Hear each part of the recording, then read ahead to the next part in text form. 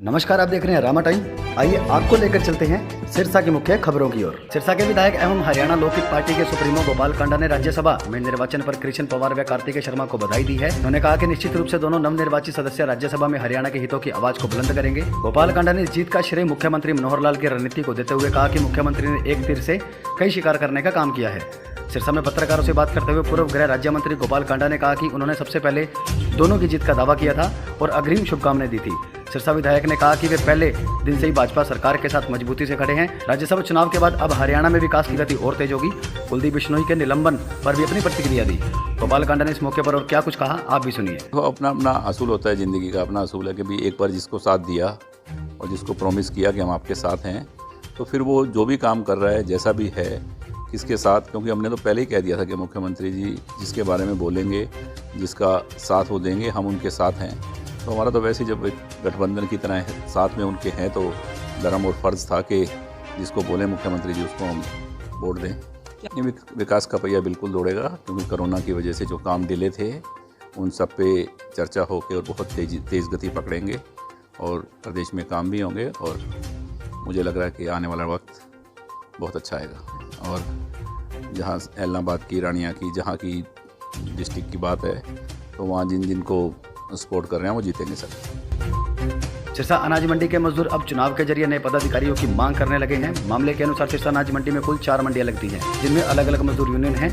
बीते 10 दिन पहले अनाज मंडी में बने किसान भवन में एक यूनियन द्वारा सर्वसहमति से नए पदाधिकारी बना दिए गए, जो कि मंडी के बाकी मजदूरों को रास नहीं आई। जिसके बाद मंडी मजदूरों द्वारा सभी मजदूरों का एक सर्वे किया गया, जिनमें सभी ने एक ही मांग रखी कि चुनाव के जरिए नए पदाधिकारी नियुक्त किए जाएं। इसके बाद आज सुबह अनाज मंडी में कार्यक्रम का आयोजन किया गया, जिसमें सर्वसहमति से यह निर्णय लिया गया कि चुनाव के जरिए पदाधिकारियों की नियुक्ति हो।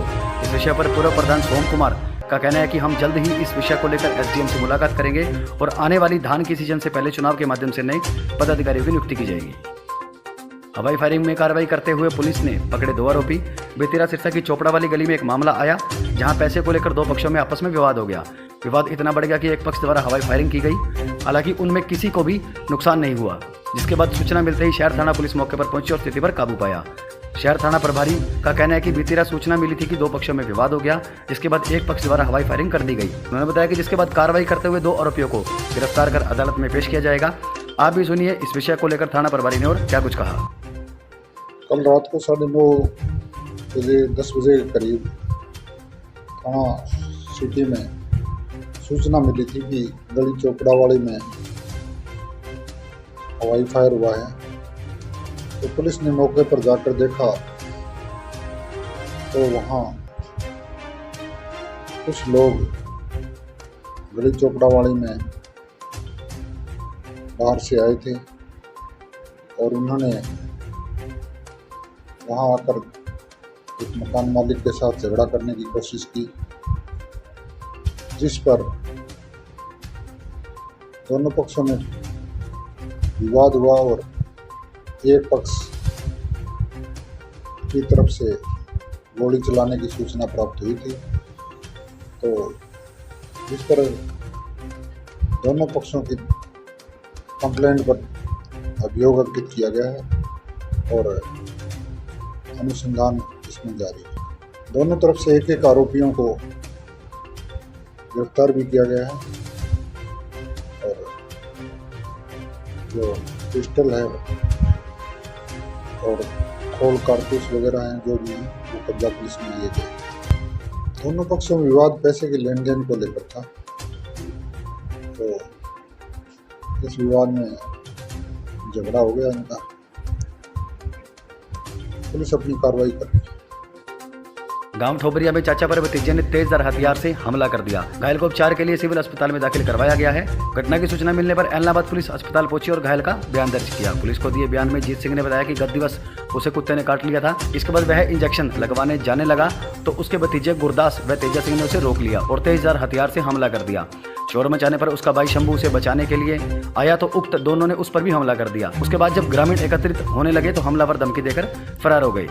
ग्रामीणों ने दोनों भाइयों को उपचार के लिए अस्पताल पहुंचाया। पुलिस का कहना है कि आरोपियों के खिलाफ विभिन्न धाराओं के तहत केस दर्ज कर लिया गया है। जल्दी उन्हें गिरफ्तार कर लिया जाएगा। सड़क दुर्घटना में बाइक सवार व्यक्ति की मौत। सिरसा मिट्टी सुरेरा के पास सड़क दुर्घटना में बाइक सवार एक व्यक्ति की मौत हो गई, जबकि दूसरा व्यक्ति गंभीर रूप से घायल हो गया। घटना की सूचना मिलने पर पुलिस मौके पर पहुंची।